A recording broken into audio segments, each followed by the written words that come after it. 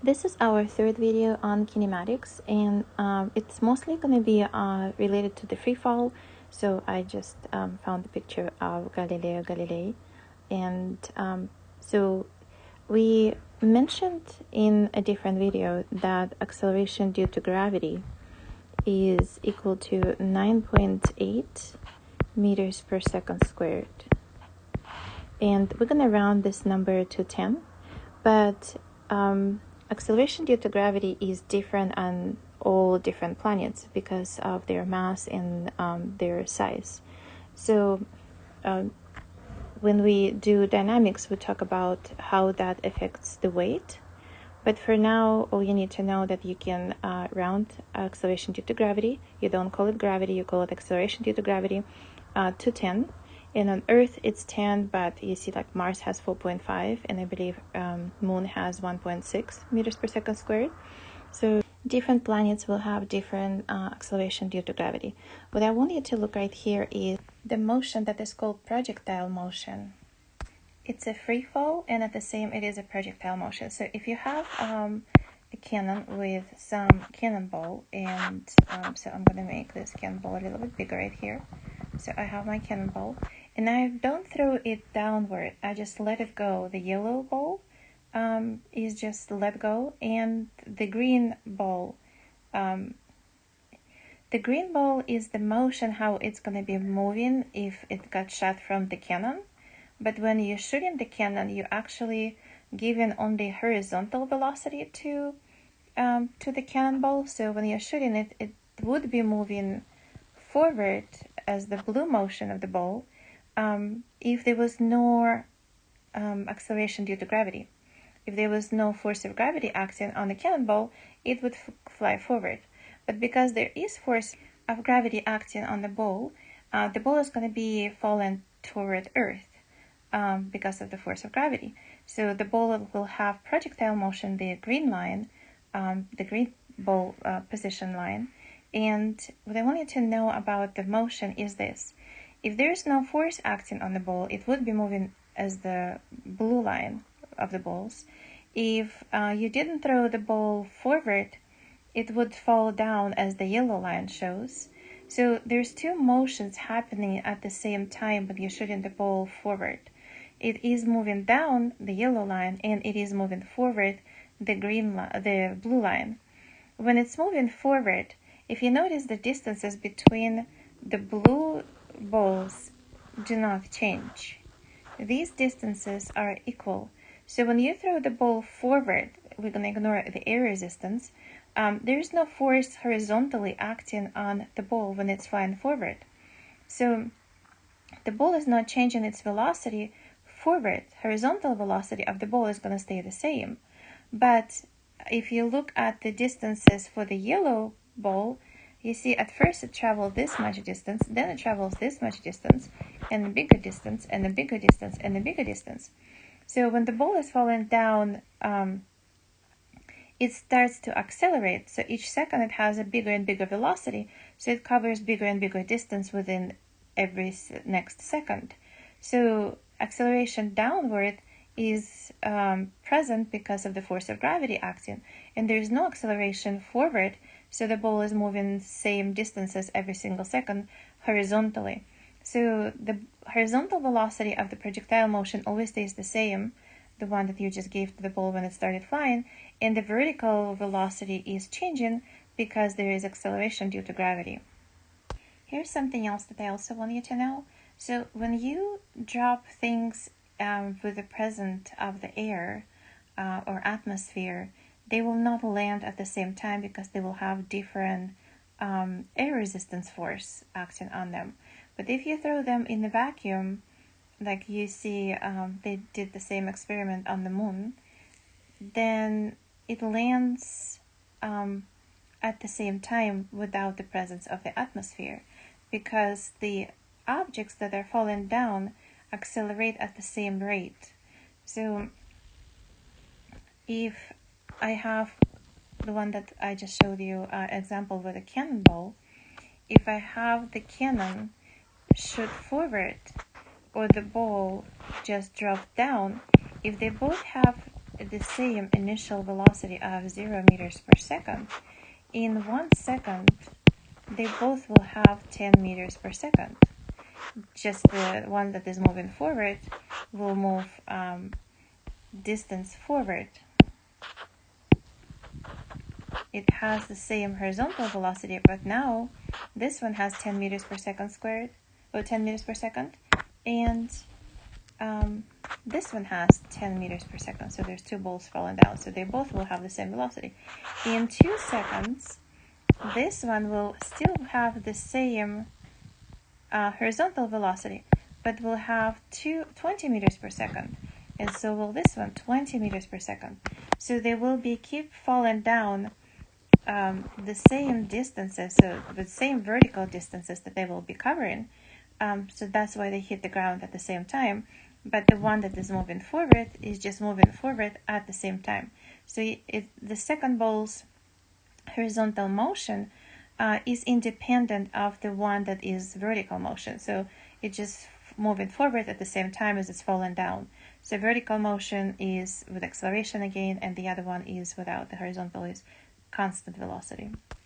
Here are a few questions that I want to start looking for you before we start solving other questions.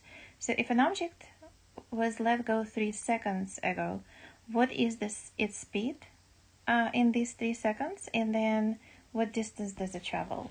So if an object was let go 3 seconds ago, so the object has initial velocity of 0. So initial velocity is 0 meters per second. If it was just let go, then it has acceleration due to gravity. So acceleration is acting down, and it is 10 meters per second squared. Then in 1 second, the object's velocity is going to be 10 meters per second, because the velocity final is equal to the initial plus the acceleration, in this case, acceleration due to gravity, times the time. So in 2 seconds, the velocity of the ball is going to be 20 meters per second.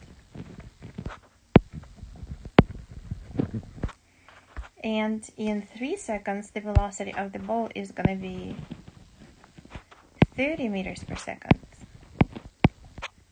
Let's look at the distances that the object will travel within these times.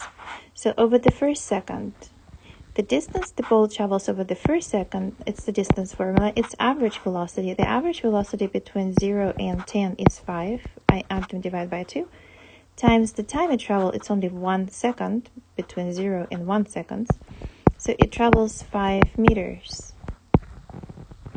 Now, the distance traveled over 2 seconds, between 0 seconds and 2 seconds. I have again the distance is traveled average velocity. I started with 0 meters per second. Now it is 20 meters per second. The average is 10, and it's 2 seconds. So the distance traveled over 2 seconds is 20 meters. And then the distance traveled over 3 seconds. I started with 0. In 3 seconds, the velocity is 30. So the distance is average velocity between 0 and 30 is 15. And the time is 3 seconds. So that gives me 45 meters. I want you to look at the distances traveled. So within first second, it traveled 5 meters. Within 2 seconds after it was dropped, it travels 20 meters. And in 3 seconds, it travels 45 meters. So the answers would be in 3 seconds, the velocity is 30 meters per second, and the distance traveled 45 meters. Let's look at the other one, number 22. So here, an object was let go 4 seconds ago. So now the object was let go 4 seconds ago. So I have 1, 2, 3, and 4. And now I'm going to write the velocity. So in 1 second, I have 10 meters per second. In 2 seconds, I have 20 meters per second. In 3 seconds, I have 30 meters per second. And in 4 seconds, I have 40 meters per second. So the answer, what is the speed in 4 seconds, is 40 meters per second. What distance did it travel over this time? So if I look over this whole time, I need to do average velocity times the time. So the distance is average velocity times the time. I started with 0 meters per second. I didn't throw it downward. It started falling down. The average velocity between 0 and 40 is 20, and time is 4 seconds. So the distance is 80 meters. What distance did I travel over the last second? So here is the last second. Again, I'm going to do the average velocity. The average velocity between 30 and 40 is 35. And it's 1 second, so it's average velocity times the time. It's only 1 second. So the distance traveled over the last second is 35 meters. So if we look at this question, number 23, if an object was let go 5 seconds ago, so if I want to find 5 seconds later velocity, I can also use the formula. The final velocity is equal to initial velocity plus the acceleration times the time. So that gives me 50 meters per second. For the second question is, what is the distance traveled over this time? So for the distance, I need average velocity. I started with 0 at the top, and then final is 50. So average is 25, and the time is 5 seconds. So that's 125 meters. The next question, what distance did I travel over the last second? So the last second had 50 meters per second. And second before, it was 40 meters per second because the acceleration is 10 meters per second squared. So again, if I want the distance over the last second, I need average velocity between 40 and 50, which is 45.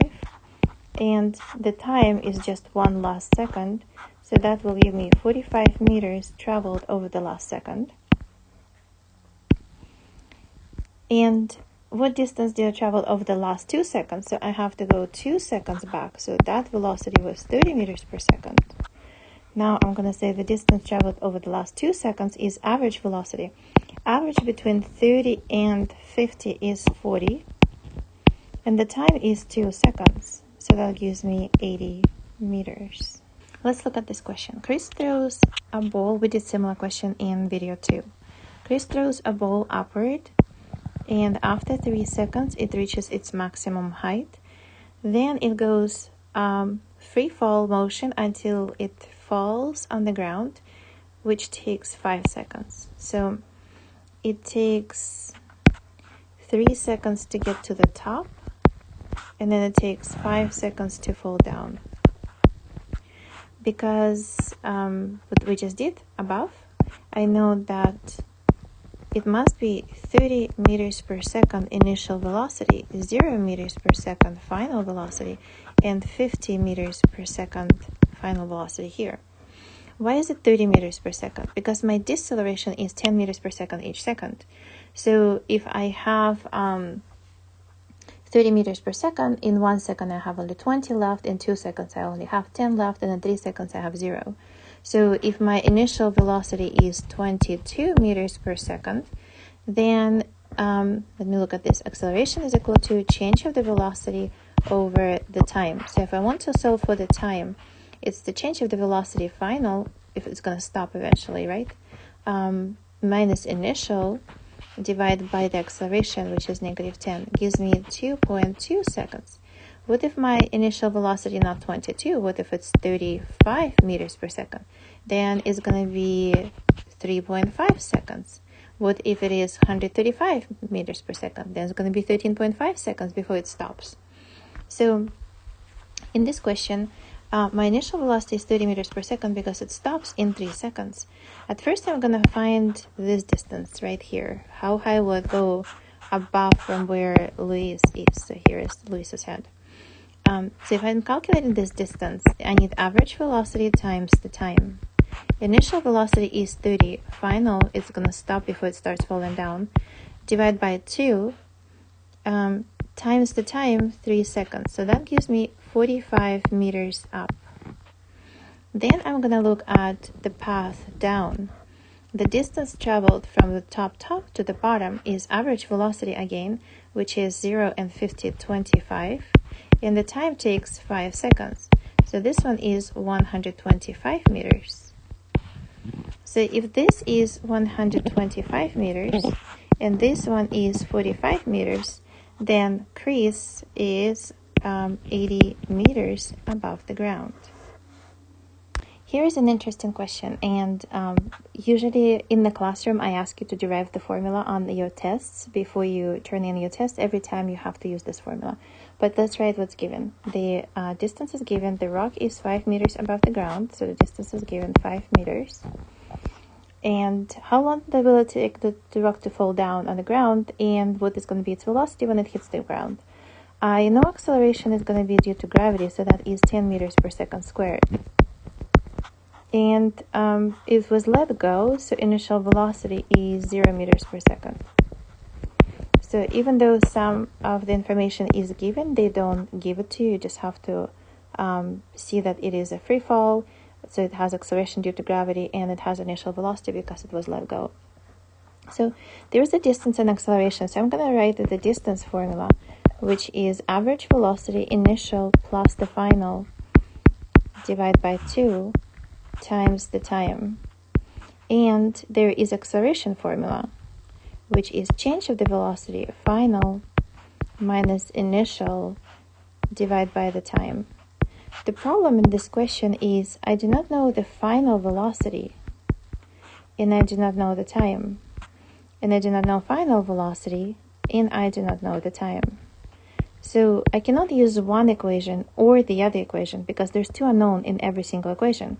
So the distance formula has 2 unknowns and acceleration has 2 unknowns. So what I'm going to do, I'm going to use substitution.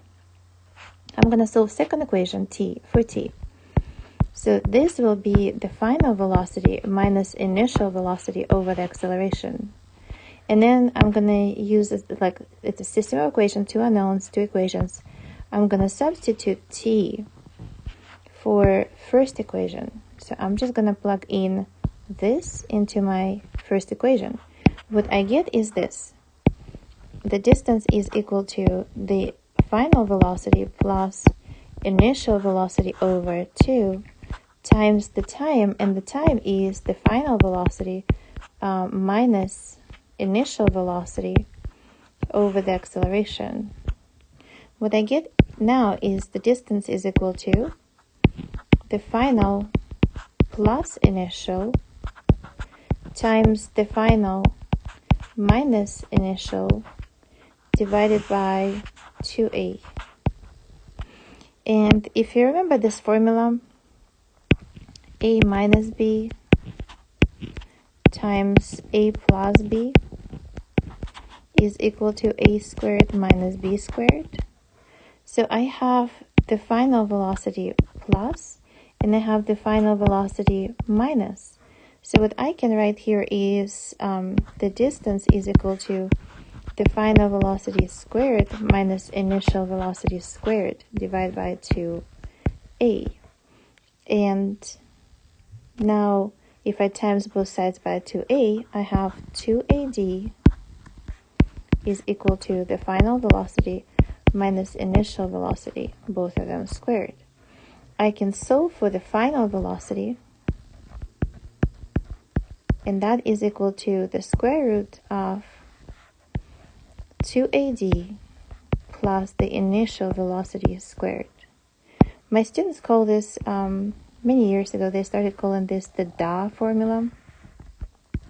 So the only time you don't get in trouble when you get told an adult DA.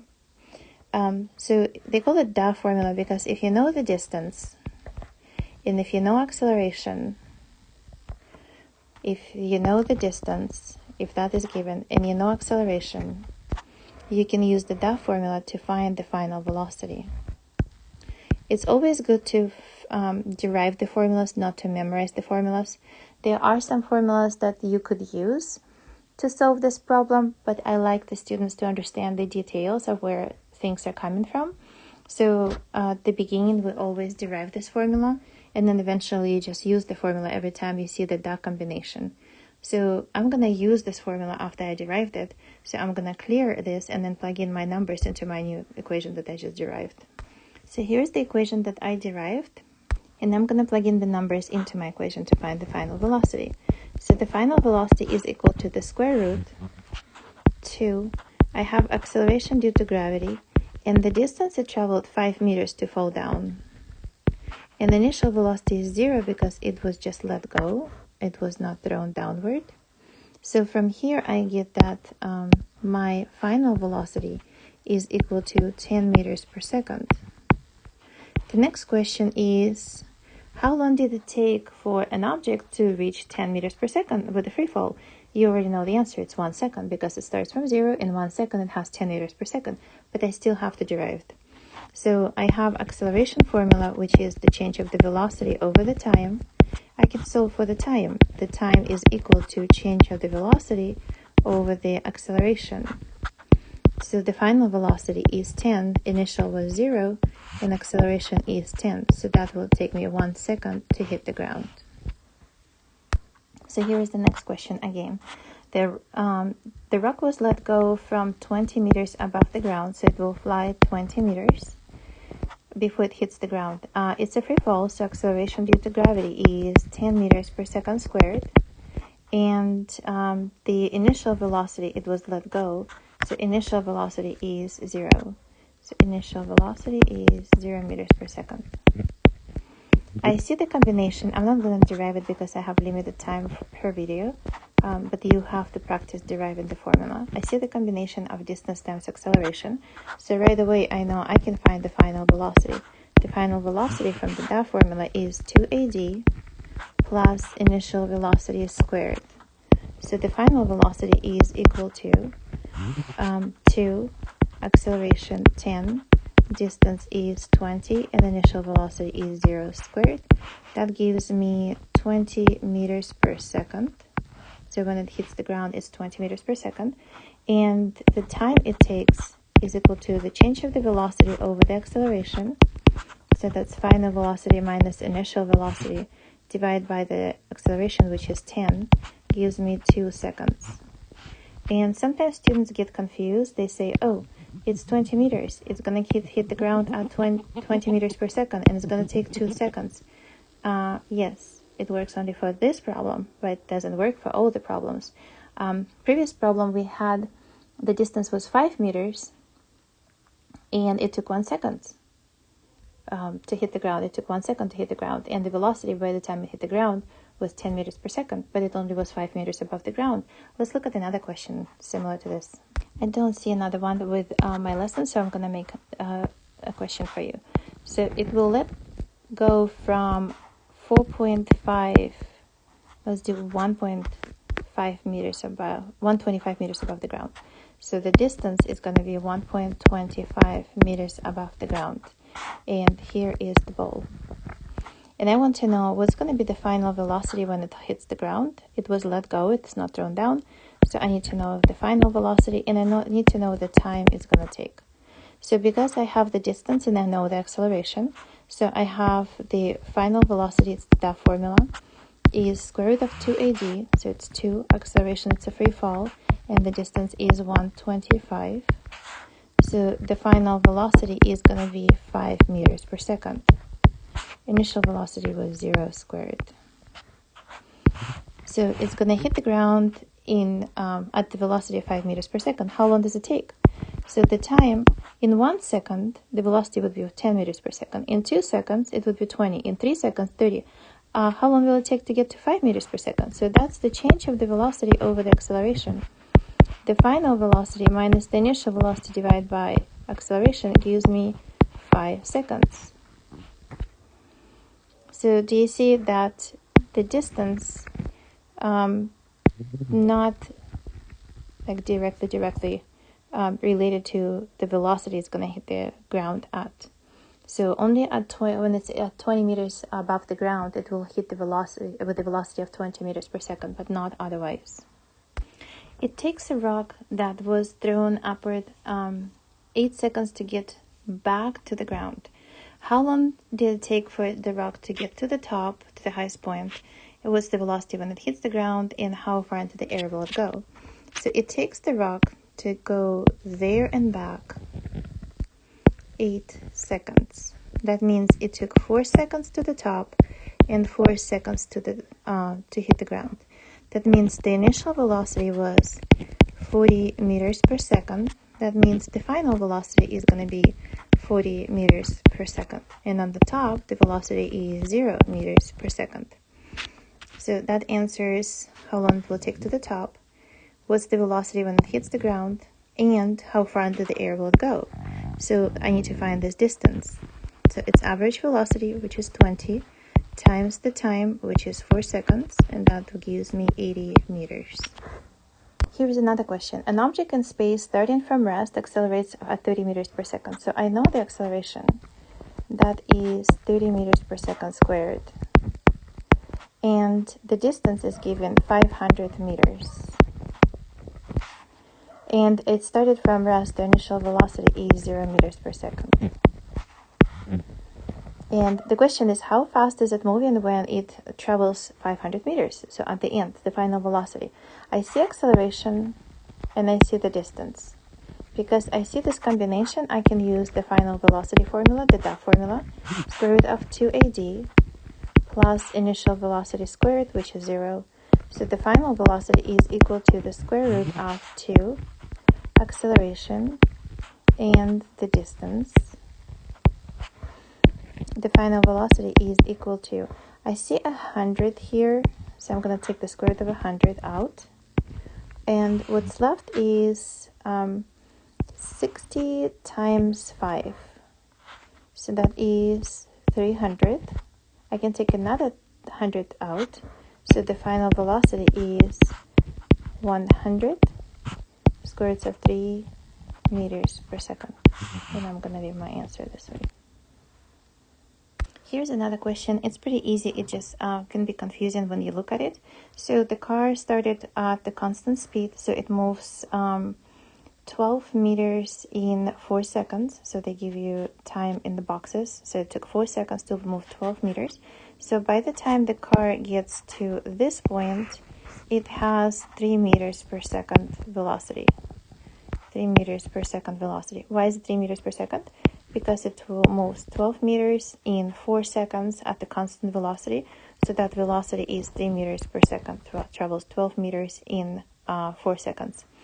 And then after it accelerated, they don't tell you what acceleration is equal to, but after it accelerated, it covers 4 meters in 2 seconds. So 24 meters in 2 seconds, that means the velocity of the car after the acceleration is 12 meters per second. How long did the acceleration take? The acceleration took 3 seconds. So what is the acceleration? Acceleration is change of the velocity, which is 9. It went from 3 to 12. And in 3 seconds. So the acceleration was 3 meters per second squared. And then what distance did it travel over here? So the distance traveled over here is average velocity, which is 3 plus 12 divided by 2 times the time, and time is 3 seconds between 4 seconds and 7 seconds, 3 seconds. So that gives me 15 times 3 is 45 over 2. That is 22.5 meters.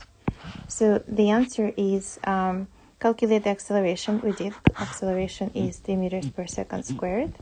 And the whole distance the car traveled. So the whole distance the car traveled is 12 meters plus 24 meters and plus 22.5 meters. Which gives me 58.5 meters.